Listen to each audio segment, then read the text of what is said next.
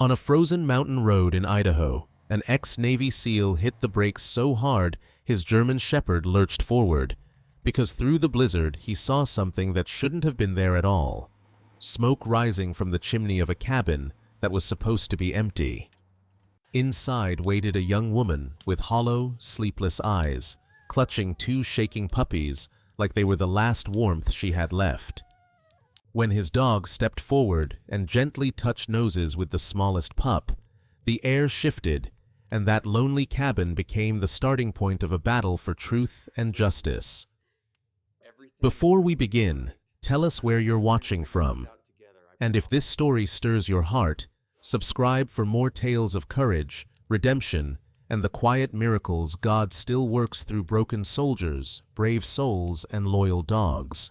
Snow pressed against the old mountain road like a slow white tide, swallowing tracks, fences, and any proof that other people existed. Jack Miller guided his battered pickup along the narrow lane with the quiet care of someone who understood how fast things could go wrong. At 38, he was broad-shouldered and rangy, the kind of man built from years of hauling gear and living out of duffel bags. His face carried sharp lines that did not match the boy he once was, a nose broken slightly to one side, a thin scar at his left temple that disappeared into short brown hair threaded with early gray. His skin was weathered by desert suns and salt air, but it was his eyes that betrayed the real wear. They were a flat steel blue, always scanning, always waiting, like a man who still heard echoes of orders and explosions long after the war had ended. He had been a Navy SEAL, the kind that went where maps ended and silence began. One mission gone wrong, a blast, 3 friends who never made it home. The doctors called it PTSD. Jack just called it being stuck between two worlds, the war behind him and the ordinary life he could not seem to re-enter. Night after night, his mind dragged him back to sand and fire, to the moment everything went sideways. That invisible weight sat on his chest even now, as the pine trees closed in around the truck and the sky dimmed to a pale winter gray. Beside him, on the passenger seat, lay the one creature that still pulled him back toward the living. Shadow, a 4-year-old German Shepherd, sat upright with the calm focus of a working dog who took his job seriously. His coat was a deep sable, black and tan blending across powerful shoulders, his ears pricked and alert. There was a small white scar along his right flank where shrapnel had once torn through, a reminder that he, too, had seen things no animal should. Shadow's eyes were a rich, intelligent amber, and when they rested on Jack, there was something like concern there, a quiet loyalty that did not demand words. Jack had bought the cabin with the last of his disability checks, a sagging wooden structure tucked into the hills of Idaho, more rot than paint and more silence than comfort. That was exactly what he had wanted. A place where no one asked about nightmares, no one thanked him for his service, no one looked disappointed when he could not meet their gaze for long. A place where, for once, he might not have to pretend he was fine. He had spent 2 weeks fixing the worst of the leaks, patching the roof with leftover tin and stubbornness. Then a storm warning had pushed him back down the mountain to the small town for supplies. Canned food, nails, dog kibble, coffee strong enough to keep the ghosts at bay. Now, as he turned the last bend and the cabin came into view on the ridge, he expected to see it sleeping in the snow, cold and empty. Instead, he saw smoke. A thin column rose from the rusted chimney, curling into the low sky. Jack's hands tightened on the steering wheel, knuckles whitening under worn leather gloves. His first thought was simple and sharp. Someone is here. Shadow saw it too. The dog's muscles tensed, nails clicking lightly as he shifted to look through the windshield, ears angling forward. Jack felt his heart rate pick up in that old familiar way, not quite fear, more like a door opening inside him to a place he knew too well. He parked the truck a little farther from the house than usual, engine ticking as it cooled in the biting air. When he stepped out, the cold slammed into him, but he barely felt it. Years of training slid back into place. His gaze swept the yard in quick, precise passes. Snow lay soft and deep around the cabin, but near the front porch, something broke the clean surface. Tracks. Jack moved closer, Shadow at his heel. One set of prints looked small, human, the boot marks narrow, the stride lighter than his. Beside them, a scatter of tiny paw prints dotted the snow, too small to belong to Shadow, clustered and overlapping like whoever made them had trouble deciding where to stand still. His fingers brushed the outline of the pistol at his hip. Habit more than threat, but habit had kept him alive this long. He drew a slow breath, feeling that familiar edge sharpen inside his chest. Someone had taken his one quiet place and filled it with unknowns. Part of him wanted to turn around, drive back down the mountain, and let whoever it was freeze alone. Another part, the part that still believed in duty even when he no longer believed in much else, knew he would never do that. The wooden steps groaned under his weight as he climbed the porch. Warmth bled faintly through the thin door. Shadow's hackles lifted a fraction, his body leaning forward, yet he made no sound. Jack knocked once, knuckles rapping against peeling paint. No answer. He knocked again, louder. Silence answered him, thick and waiting. He tried the knob. The door gave way with a tired creak. Heat slipped out like a sigh against his cold cheeks. The first thing he saw was the fire, a small blaze coaxed from split logs in the stone fireplace he barely remembered cleaning. The second thing he saw was her. A young woman stood between him and the flames, as if by placing herself there she could block his view of the rest of the room. She looked to be around 23, with a slight frame wrapped in a faded gray hoodie and a worn denim jacket that was clearly too thin for this kind of winter. Her dark brown hair hung in loose, uneven waves around her shoulders, as if it had not seen a proper brush in days. There were shadows beneath her hazel eyes, the kind that came from too many nights spent half awake, listening for danger. Her skin, pale and freckled across the nose, was pulled tight over high cheekbones, hinting at skipped meals and long miles. Despite the fear in her posture, there was something stubborn in the set of her jaw, a quiet defiance that said she had not broken yet and did not plan to.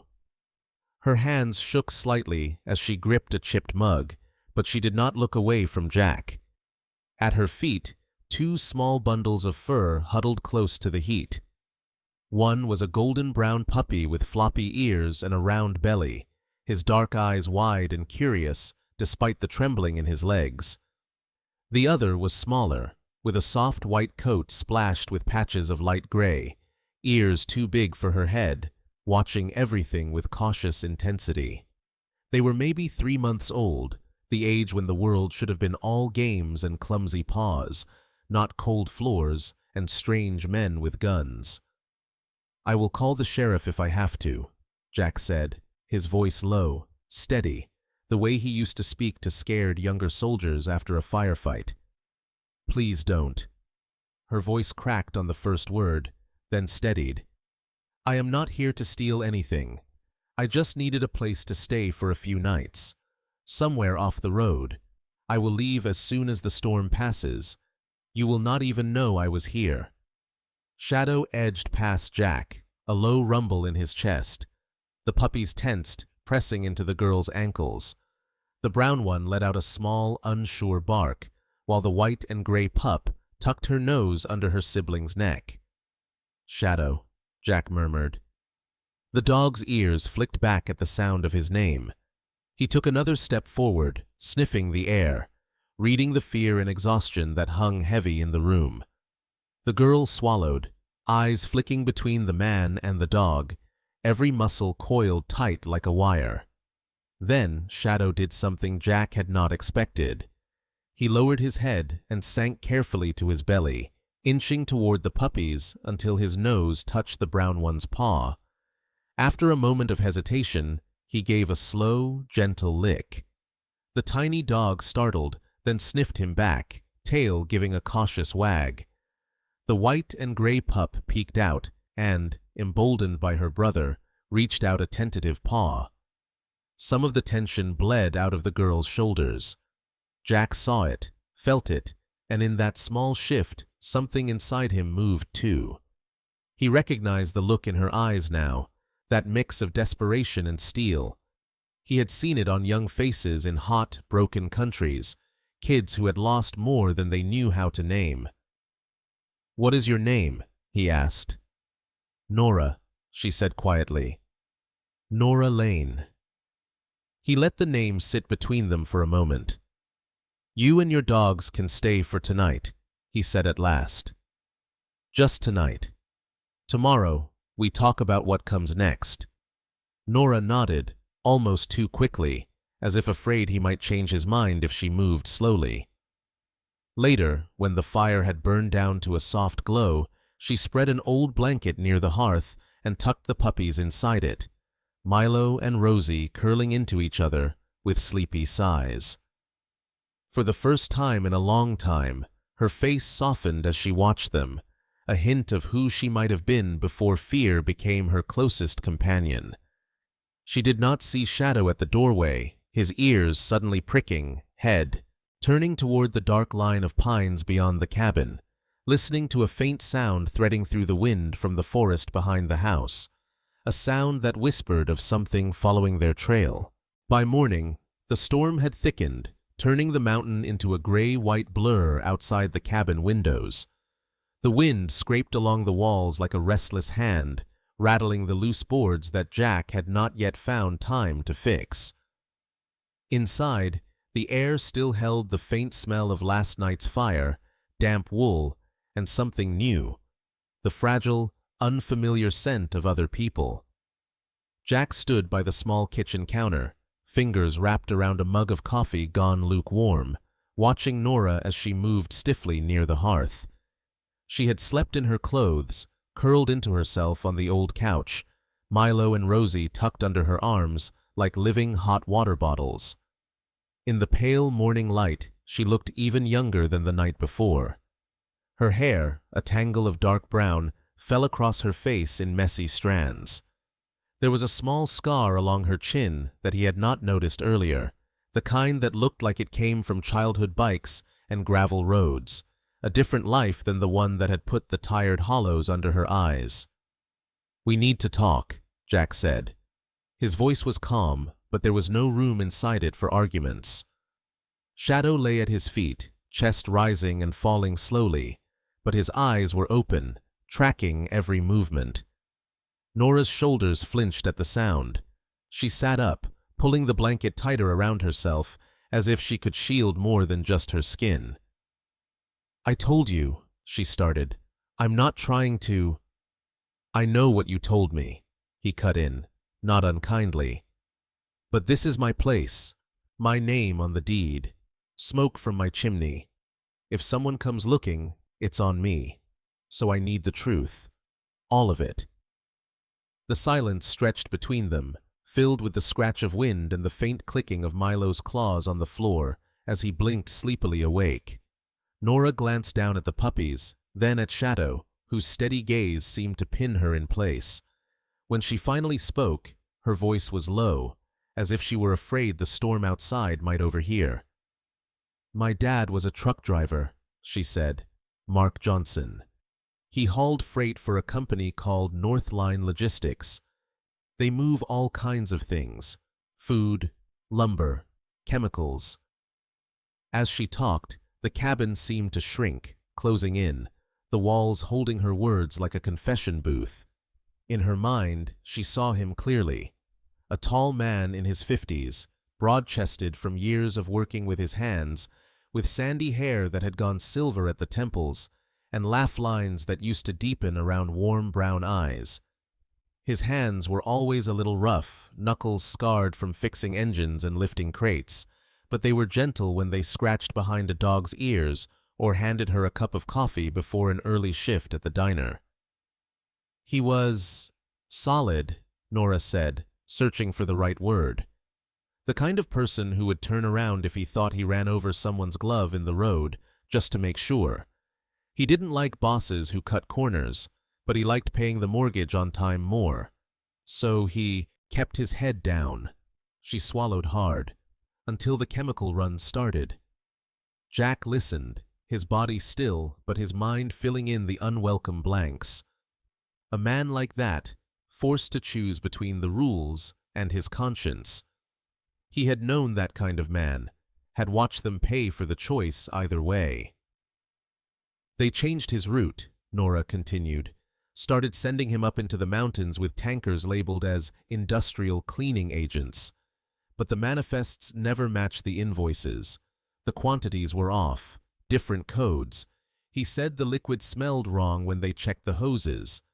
She twisted the edge of the blanket between her fingers, knuckles white. There's a lake up there, feeds the wells for a bunch of farms. He told me one night, real quiet, that sometimes he had to back the truck up to a fenced-off section and wait while men in dark jackets hooked extra pipes to the tank. No paperwork, no witnesses, just them and the snow. Jack felt a slow, familiar anger stir inside him, the kind that came when those with power assumed no one would ever dare call them out. Shadow's ear twitched, picking up the change in his breathing. "Your dad didn't just keep his head down, did he?" Jack asked. "No," Nora whispered. He started writing things down. License plates, dates, times. He took pictures on an old phone he kept hidden in the truck. He showed me some of it once. Said he was thinking about going to the state environmental office, maybe the press. Her eyes clouded, drifting somewhere else. I told him to be careful. He just smiled and said, "If you see a dog growling at something no one else sees, you don't tell it to hush. You go see what it's warning you about." Her throat tightened on the memory. A week later, the warehouse fire happened. They said it was an electrical fault. He was on the night shift. There wasn't enough left of him to have an open casket. For a moment, all sound in the cabin seemed to vanish. Jack stared at a knot in the wooden floor, jaw clenched so hard it hurt. He had seen burned-out buildings before, smelled that thick, oily smoke. It never left you. After the funeral, Nora went on, more mechanical now, I went through his things. There was this old leather wallet he never used. Inside was a folded slip of paper with numbers that looked like coordinates, a few lines about Lake Outlet and South Ridge tanks, and one sentence he must have scribbled in a hurry. "If I don't come back, trust the dog, don't trust the suits." Her lips trembled. He meant Buddy, our old mutt. 15 years, half shepherd, half question mark. Buddy started coughing a lot after that. His fur fell out in patches. The vet said it was just age, but it felt wrong. He died not long after. And then I started seeing the same blue pickup parked across from my apartment. Different drivers, same truck. People asking weird questions at work. So I left. She looked down at Milo and Rosie, who were watching her with quiet concern, as if they understood more than they should. Their Buddy's last litter. I couldn't leave them there. Shadow rose and stepped closer, resting his head lightly on her knee. The pressure was warm and solid, an anchor tossed into waves. Nora's hand hesitated, then sank into his thick fur. Something in her face eased, just a fraction. Jack watched the two of them, a woman cracked by loss and a dog who had learned to carry other people's pain without flinching.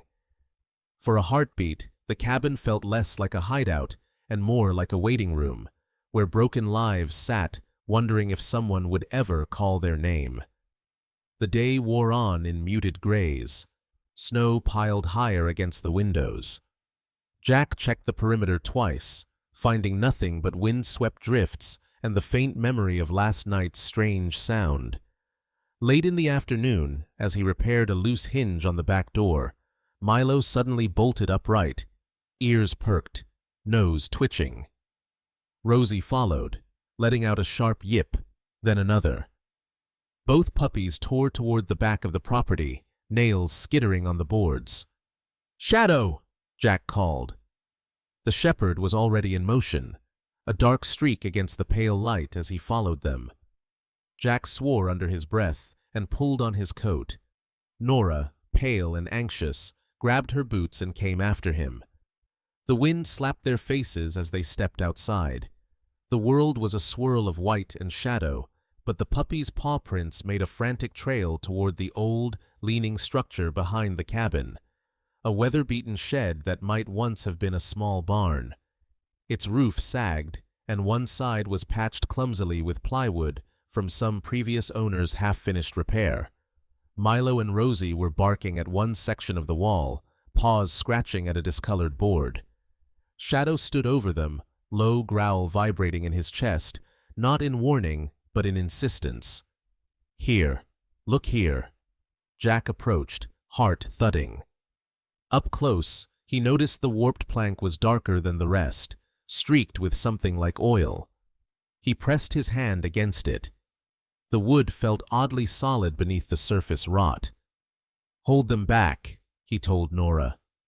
She scooped up the puppies, their bodies warm and wriggling against her chest, eyes bright with the thrill of having found something important. Jack took a rusted crowbar from a nearby hook and worked it under the edge of the board. The wood groaned in protest, then snapped, splintering away to reveal a narrow cavity inside the wall. From within, he pulled out a metal box about the size of a lunch pail, its surface coated in hardened grease and dust. The latch was stiff, but the seal had held. Nora's breath hitched. "That looks like something my dad would use," she whispered. Jack pried it open carefully. Inside, wrapped in oily cloth, were folded maps marked with red lines, stacks of receipts, and several photographs. He held one up to the fading light. A tanker truck backed up to a chain-link fence. Men in heavy jackets attaching hoses to an outflow pipe that disappeared toward a frozen lake. Chemical codes printed on barrel sides in bold black letters. At the bottom corner, in ink slightly smudged, was a signature. Mark Johnson. Next to it, another name, written in a firmer hand Jack didn't recognize. For a long moment, all Jack heard was the wind and the faint, anxious whine in Nora's throat. Each new image he unfolded made the picture clearer, heavier. This wasn't just a worried man's paranoia. It was a record, a trail, evidence. And trails, he knew, didn't just lead you toward the truth. They also told dangerous people exactly who needed to disappear. Outside, the storm screamed across the ridge, erasing tracks and softening every edge into harmless white. Inside the ruined shed, with Nora shaking at his side and 3 dogs staring up at him, Jack stared down at the last photograph in the box and understood that someone, somewhere, had been willing to kill to keep this metal container buried in the dark. The only question gnawing at him now was whether those same people had already realized their secret box was gone. For a long time, Jack said nothing. He just stood in the wrecked shed, the metal box open in his hands, while the wind howled through the gaps, and Nora tried to breathe around the panic rising in her chest. Shadow stayed close to her hip. Milo and Rosie pressed like little shadows against her boots. Jack took the papers inside the cabin, laid them out on the kitchen table, and studied them with the same grim focus he'd once used on mission maps. Roads, access tracks, tank capacities, delivery schedules. The red lines traced a path from a depot in town to a lake in the hills, and then out again toward scattered farms. This was bigger than one dead driver and a frightened girl. It was a system, a decision made far above ground level. "This isn't just about your father," Jack said quietly. He stumbled into something that stretches a lot farther than his route. Nora hugged herself, fingers digging into her sides. "So what do we do? Go to the sheriff? They already stamped accident on his death certificate." Jack's mouth flattened. He reached for his phone, an older model with a cracked corner, but a battery he trusted. His thumb hovered for a second over a familiar name, then tapped. The call connected after a few rings. Miller? The voice on the other end was roughened by cigarettes and too many late nights, but underneath was the same steady core Jack remembered.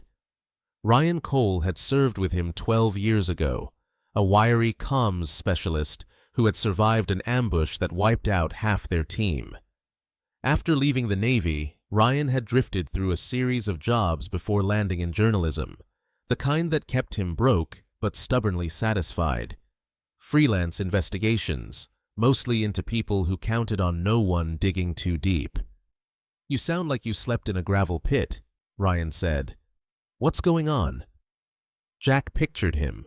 Early 40s now, lean frame in a wrinkled shirt, light brown hair thinning at the temples, sharp green eyes that missed very little. The kind of man who turned every conversation into an interview without meaning to. "Because I did sleep in a gravel pit once," Jack muttered. Then he told him, in clipped sentences, about Nora, her father, the box, the lake. Ryan didn't interrupt except for the occasional short question. When Jack finished, there was a brief, static-heavy pause.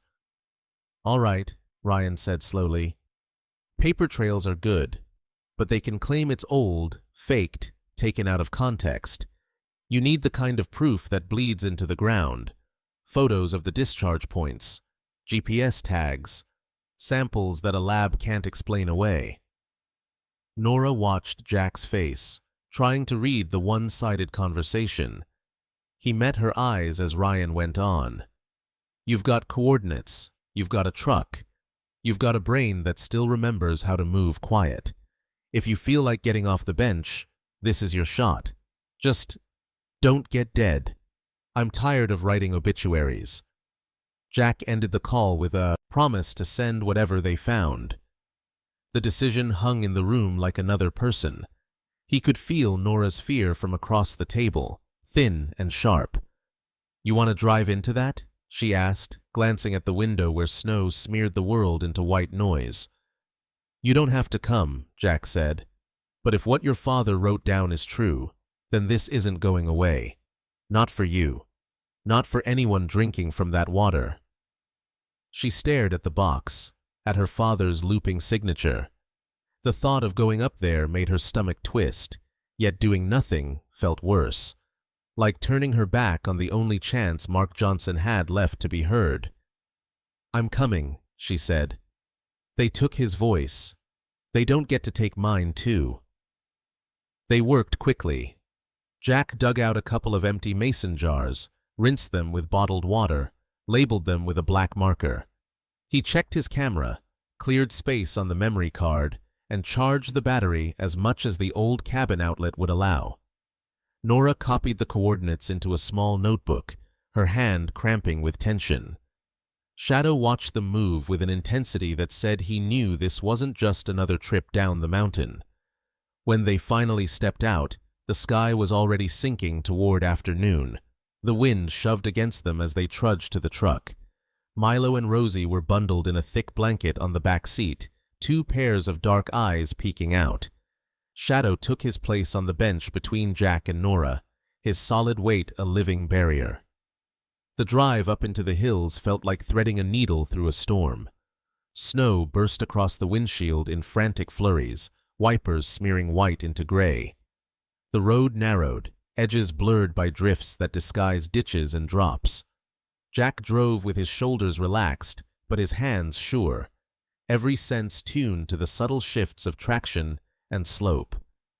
It felt uncomfortably like certain convoys overseas, except the mines here were hidden in ice and bad judgment, not in dirt. Nora sat rigid, notebook open on her lap, reciting the coordinates softly as if they were a prayer. Every bump jolted memories loose. Her father's laughter, Buddy's heavy head on her knee, sirens in the night. Shadow occasionally nudged her elbow, grounding her in the now with the simple warmth of his fur. After nearly an hour of careful climbing, The trees thinned, and the road veered toward a shallow valley. Jack pulled onto a narrow track barely cleared of snow. "We're close," Nora murmured, checking the numbers on the GPS app. The lake appeared first as a smudge of dull pewter through the blowing snow, its surface mottled with ice. As they descended, a different smell seeped through the vents, faint at first, then stronger, metallic, sour, like spilled battery acid, and something dead. Jack killed the engine. The silence that fell was thick and uncanny. Even the wind seemed to hold its breath. They stepped out into the cold. Shadow leaped down, then stopped, nose working the air, a low whine in his throat. Milo and Rosie stayed in the truck, tiny faces pressed to the glass, fogging it with each anxious exhale. Close to the water's edge, the snow was streaked with strange grayish crusts. Jack's boots crunched on patches of brittle ice that gave off a greasy sheen when it cracked. A short distance away, a rusted pipe jutted from the bank, its end frozen into a grotesque icicle of pale residue. Below it, the lake's surface was thinner, a dark hole spreading in uneven ripples under the ice. Nora gagged as the smell intensified. Scattered along the shore lay the proof that no memo could argue with. Fish locked in the ice belly up, scales dulled. A small bird crumpled in the reeds. Farther along, the limp shape of a young deer, snow already claiming its outline. Jack swallowed the taste of anger and bile. He moved methodically, taking wide shots of the shoreline, then close-ups of the pipe, the markings on its metal, the frozen bodies. He crouched to scoop water and slush into the jars, tightening the lids until his fingers ached. Nora forced herself to document the GPS coordinates, her handwriting jagged. Tears blurred her vision, but she blinked them away. Somewhere in the back of her mind, she heard her father's voice telling her that some truths had to be seen to be believed. When they finally climbed back into the truck, both of them carried more than physical cold. Jack glanced once more at the lake in the rearview mirror. It looked calm, almost beautiful in the fading light. A quiet lie stretched over a poisoned heart. The drive back down became a different kind of mission.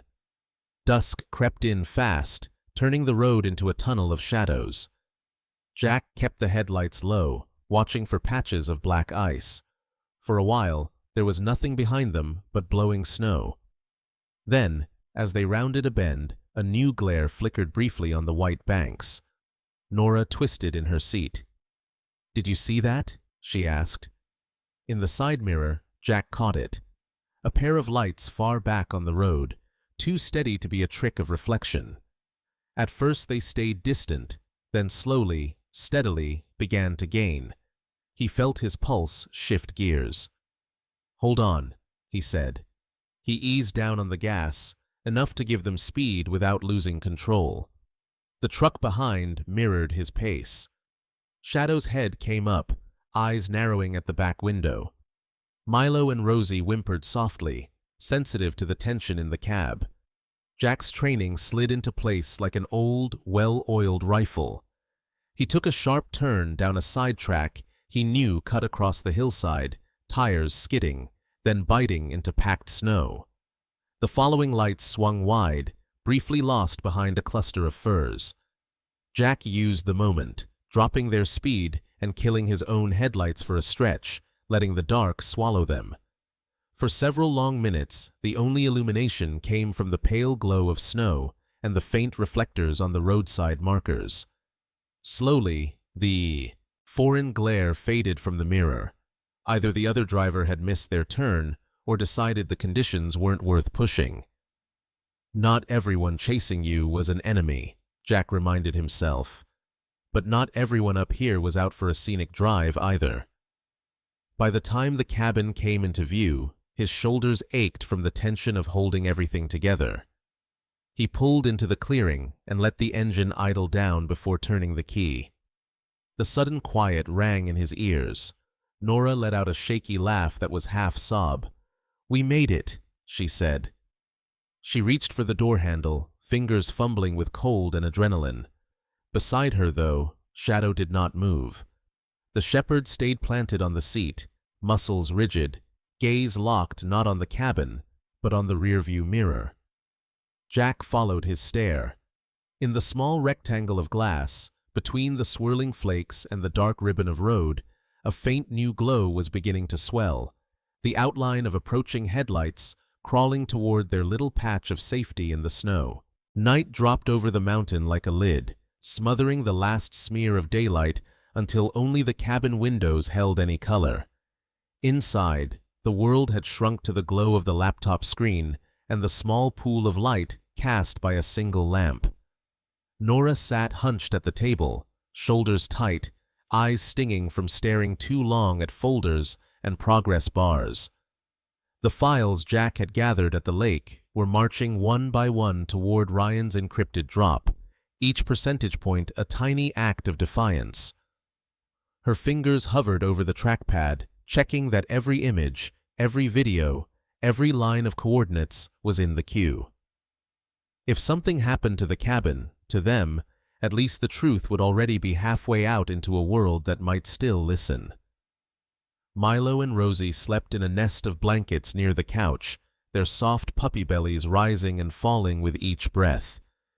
Every so often, Rosie's paws twitched, as if she were chasing something in a dream where the ground was warm and safe.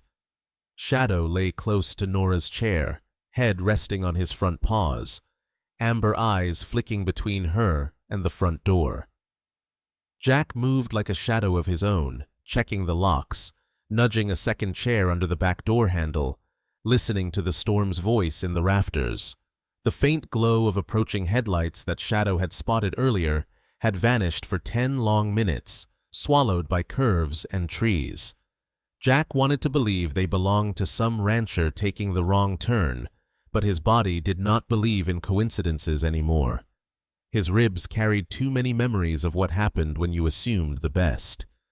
He paused behind Nora, close enough that she could feel the heat from him, an invisible wall between her and whatever lurked beyond the thin cabin boards. "How much longer?" he asked quietly. "Last batch," she said. "It is almost done." Her voice trembled despite her effort to keep it flat. Under the table, Shadow's nose bumped against her calf. She glanced down, seeing his steady gaze and feeling, absurdly, like he was the only one in the room who truly understood how close she was to breaking. A soft chime sounded from the laptop. Upload complete. She exhaled, a shuddering breath she had not realized she was holding. "I am sending Ryan the alert," she murmured, fingers flying over the keys. She typed a quick message. "All files sent. Trouble likely. Call State Police, Federal Environmental Unit. Do not use local sheriff." She hit enter. At that exact moment, the world shattered. The front window exploded inward with a crack like a gunshot, glass shards flying across the room in a glittering storm. The lamp beside it tumbled and died, plunging half the cabin into darkness. Milo and Rosie scrambled to their paws with high, panicked yelps as slivers rained around them. Nora screamed without sound, her throat locking, instinct dragging her backward. Shadow was faster. The shepherd surged to his feet, placing his body between the broken window, and the puppies, his growl bursting from his chest like thunder.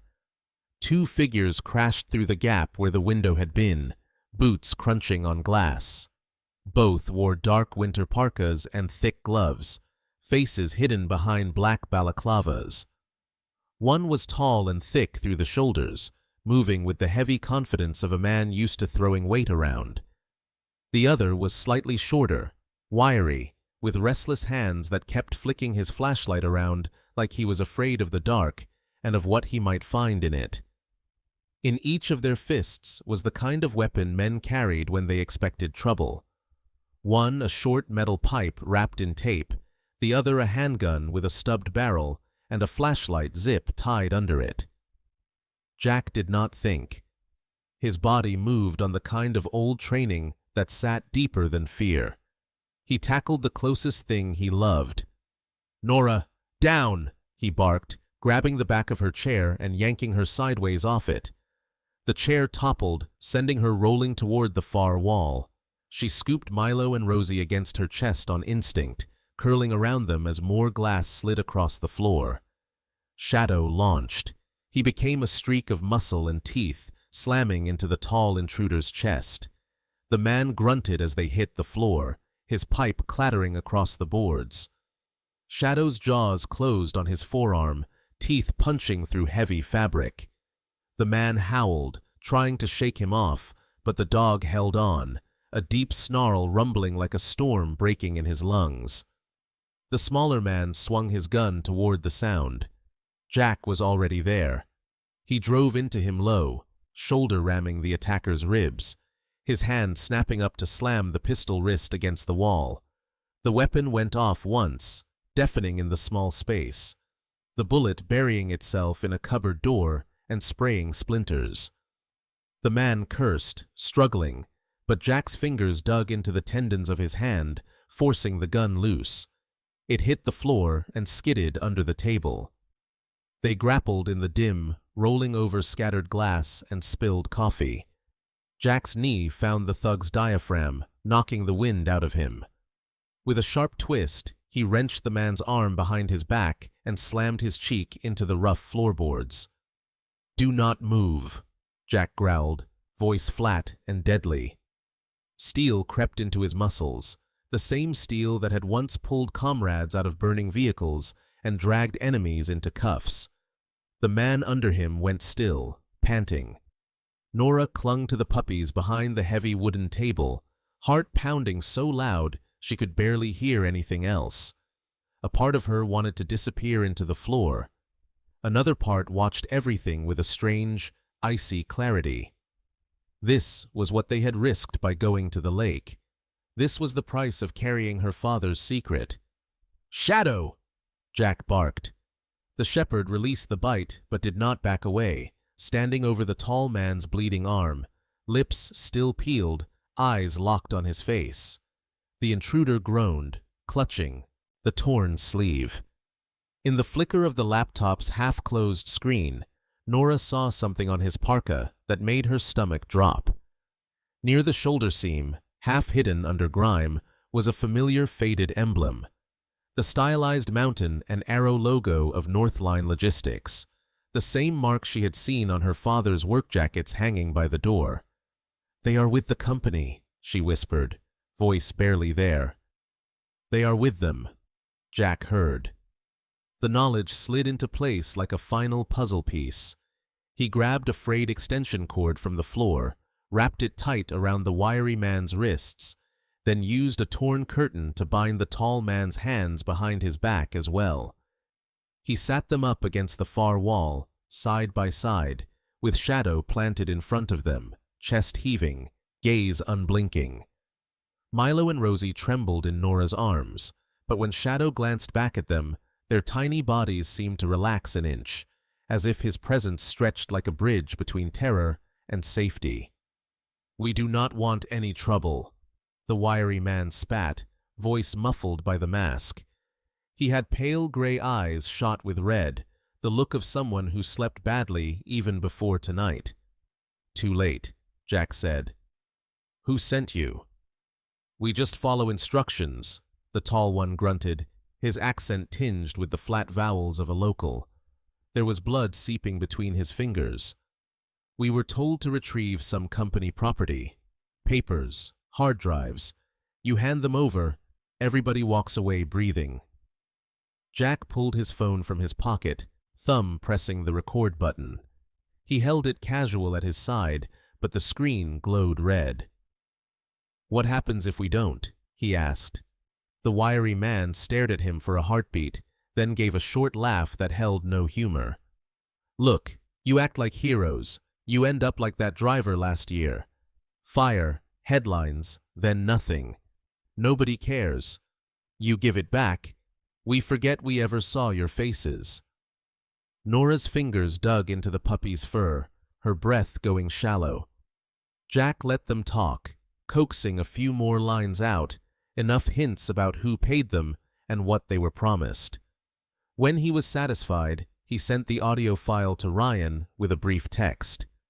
They came, armed, logo matches company, call state troopers, plus feds now, no local cops. The minutes that followed stretched, taut, and thin. The intruders glared from behind their masks. Nora set the puppies in a laundry basket and positioned it behind the table, then slipped to Shadow's side, resting her hand lightly on his back. The contact steadied her as much as it steadied him. Outside, the storm's howl changed pitch. A new sound threaded through it, low at first, then clearer, the distant wail of a siren cutting through the cold. Nora's eyes flew to Jack. "Ryan?" she asked. "If he got the message in time," Jack answered. He forced himself to breathe slow, to keep his voice calm for her sake. The siren grew louder. Red and blue flashes began to dance across the snow outside, painting shifting colors on the cabin walls. A single cruiser turned into the clearing, tires crunching over ice. Its roof lights spun, casting long, jittering shadows inside the room. Jack stepped toward the broken doorway, Shadow close by his leg. Behind him, Nora hovered with Milo and Rosie peeking out of the basket, 3 small faces trying to be brave. As the engine cut and the lights kept strobing in the dark, Jack drew a steadying breath and stared at the silhouette forming behind the windshield. Somewhere beneath the pounding in his chest, a tight question coiled in his mind, cold as the snow under his boots. When that door opened, would he be facing the help they had begged for, or just another hand trying to bury the truth along with them? The cruiser door opened with a groan that seemed far too ordinary for a night like this. A figure stepped out, boots planting steady in the snow. The man was in his late 30s, compact and solid, the kind of build that came from real work rather than gym mirrors. His uniform jacket bore the crest of the Idaho State Police, its dark blue almost black under the flashing lights. Under his brimmed hat, his skin was olive-toned, his jaw square and clean-shaven, and his dark eyes sharp but not cold. This was Trooper Daniel Reyes, a man who had grown up in a house where his father, a mechanic, fixed people's brakes for free when he knew they were struggling. Years of seeing how small injustices added up had left him with a quiet refusal to look away when something smelled wrong. Now, that same instinct had made him answer a late-night call from a federal contact with the words, "There's a cabin in the mountains, and someone up there is in over their head." Jack watched Reyes approach through the broken doorway, Shadow pressed lightly against his thigh. Behind him, Nora hovered, Milo and Rosie cradled in her arms like small, beating hearts. For a heartbeat, nobody spoke. Then Reyes held up both hands, palms open. "State Police," he said, voice firm but not aggressive. "I got a call routed from a federal liaison. Ryan Cole? Said you had evidence of an environmental crime and a couple of uninvited guests." Jack studied him, weighing his stance, his eyes, the angle of his shoulders. Shadow sniffed the air, then took a step forward, tail neither tucked nor raised, simply watchful. Jack trusted the dog as much as he trusted his own gut. Both told him the same thing. This man might actually be here to help. "We've got 2, Jack said, nodding toward the bound intruders. "Armed. One fired a shot inside the house. They mentioned Northline Logistics and cleaning up a problem. We've got audio, documents, photos, and water samples." Reyes stepped inside, gaze sweeping over the scene, the shattered glass, the torn curtain, the 2 masked men glowering from the floor, the dog standing guard like a furry sentinel carved from stone. There was a tightening around his eyes as he took it all in, the click of a mind already logging details. "All right," he said quietly.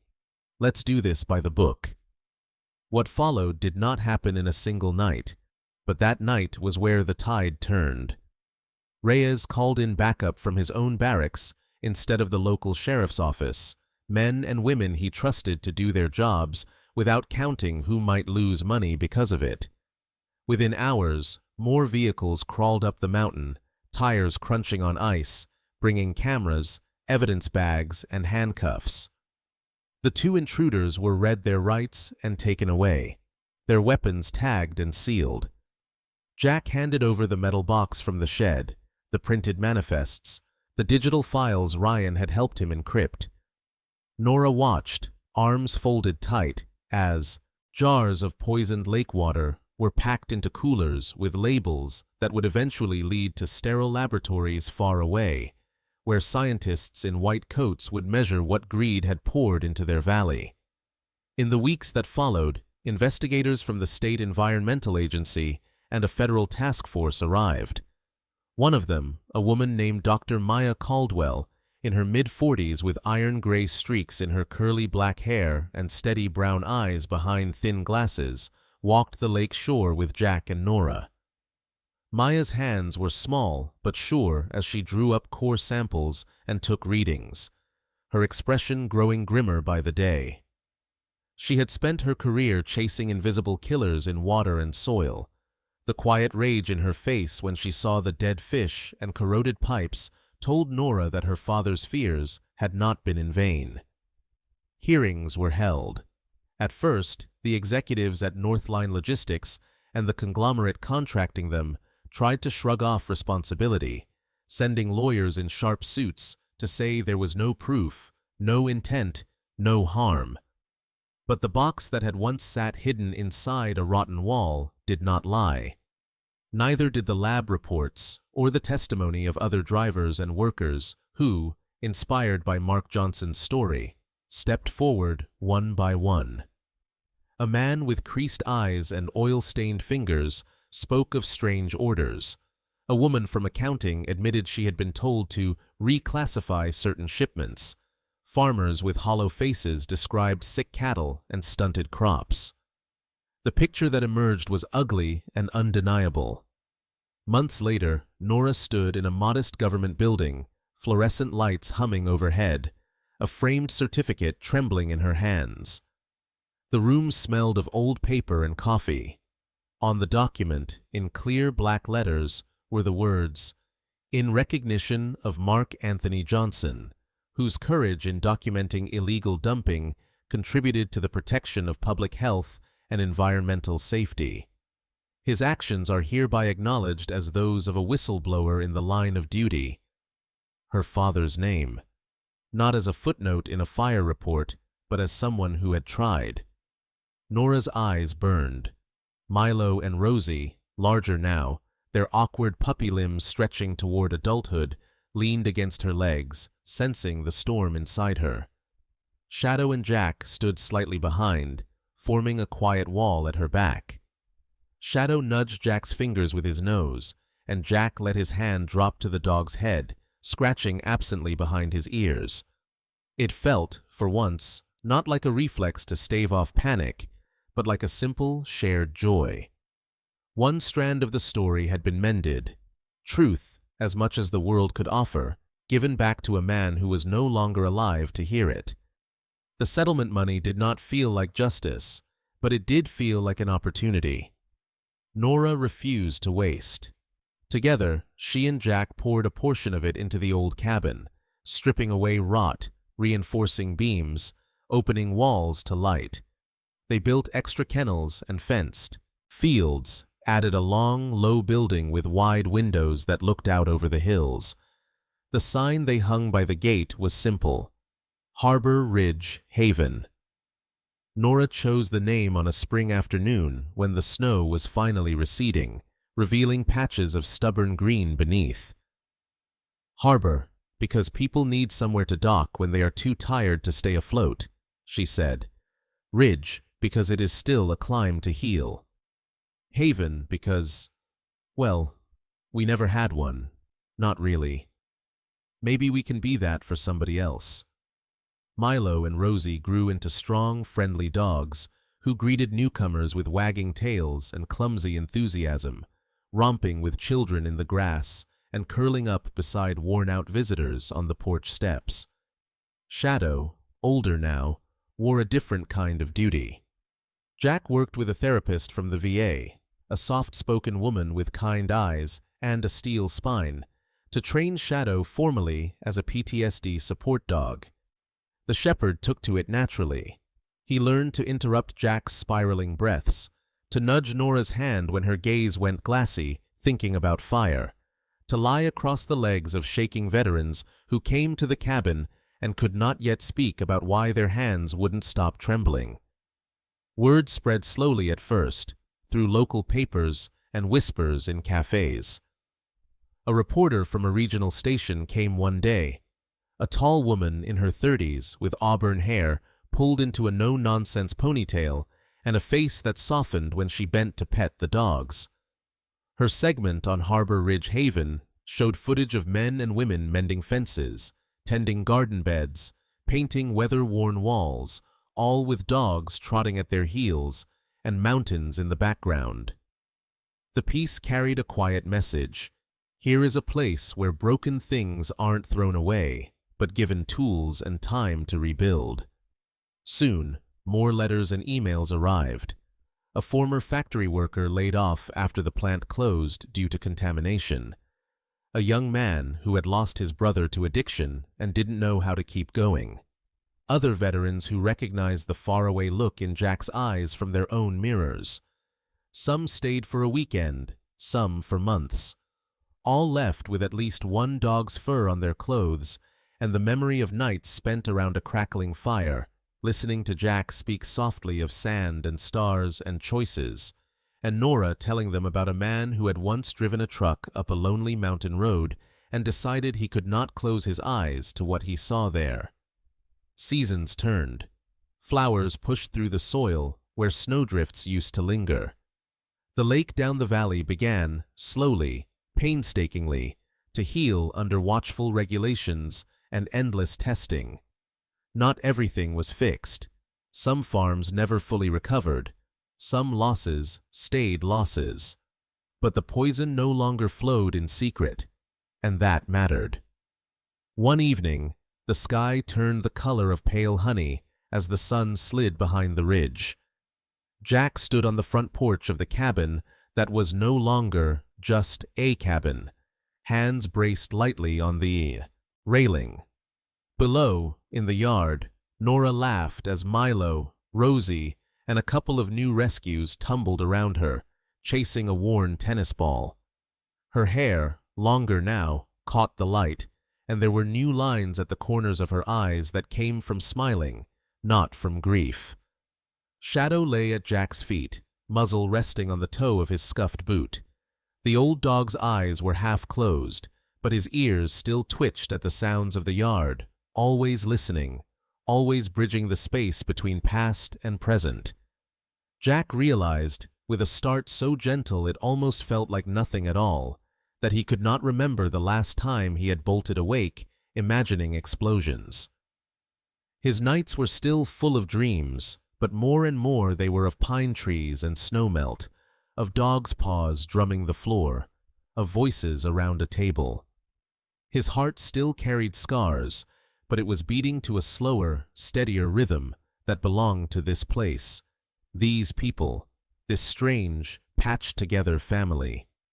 In the cold valley that had once felt like a hiding place, the cabin now stood as something else entirely, not an endpoint, but a comma in the sentence of their lives, a pause where breath could be caught, wounds could knit, and those who thought their story was over could discover there were still more pages waiting to be written. Sometimes the greatest miracles don't crash into our lives with thunder and bright lights. They arrive quietly, like a worn-out soldier choosing to stand up one more time, a young woman refusing to let her father's truth die, or a dog who simply will not leave your side on the hardest nights. In stories like Jack's, Nora's, and the dogs at Harbor Ridge Haven, we catch a glimpse of the way God often works, not by erasing our scars, but by turning them into bridges where others can safely cross. The same God who watched over them in the storm is still moving through the small corners of our days. In a comforting hand on your shoulder, a kind word spoken at the right moment, or the unexpected strength to do what's right when it would be easier to stay silent.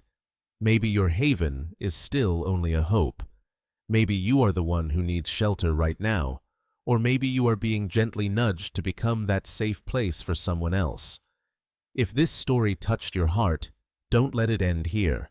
Share it with a friend who might need a reminder that hope can grow again, even on poisoned ground. Leave a comment and tell us where you're watching from, or share how God has used an ordinary moment in your life to do something quietly beautiful. And if you'd like to walk with us through more stories of courage, healing, and second chances, hit subscribe so you don't miss the next one. May the Lord bless you and keep you, guard your home, soften your burdens, and pour His peace over everyone you love in this season and in all the ones to come.